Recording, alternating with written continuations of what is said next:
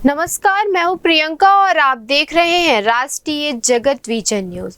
मुख्य नगर पालिका अधिकारी के पद पर पदस्थ तीजराम चौहान ने छत्तीसगढ़ महिला आयोग अध्यक्ष किरणमयी नायक पर अन्याय का आरोप लगाया है।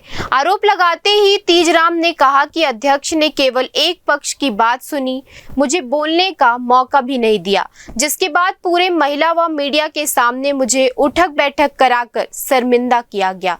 सुबह जब मैंने अपने बारे में अखबार में पढ़ा तब मेरी स्वास्थ्य बिगड़ गई, जिससे मैं अस्पताल में एडमिट हो गया। दरअसल 62 वर्षीय तीजराम साहू बमनीडीह में नगर पालिका अधिकारी के पद पर पदस्थ है और उनका भानुमति के साथ 14 वर्ष की आयु में बाल विवाह करा दिया गया। भानुमति से तीजराम के 3 बच्चे हैं। वहीं तीजराम के अनुसार वे करीबन 16 साल से अपनी बीवी व बच्चों से अलग रह रहे हैं। इस बीच वे परिवार को खर्चा दे रहे थे।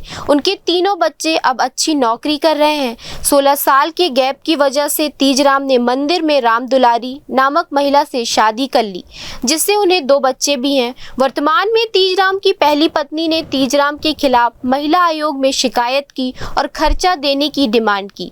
सुनवाई के दौरान उन्हें अपमानित किया गया, जिसके बाद पीड़ित ने इसकी सूचना एसपी कार्यालय में दी और आज प्रेस वार्ता आयोजित कर मीडिया के आगे न्याय की गुहार लगाई।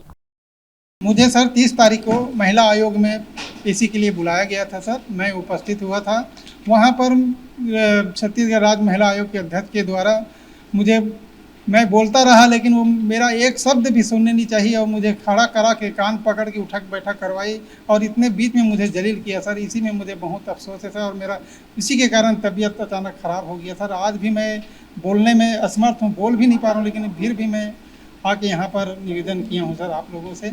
और मैं यही चाहता हूँ कि सर मेरे साथ जो भी प्रताड़ना हुआ है उस पर सख्त कार्रवाई किया जाए सर। यही चाहता हूँ। सिर्फ इतना यानी कि प्रताड़ित किया गया है मुझे सर, शारीरिक मानसिक आर्थिक रूप से।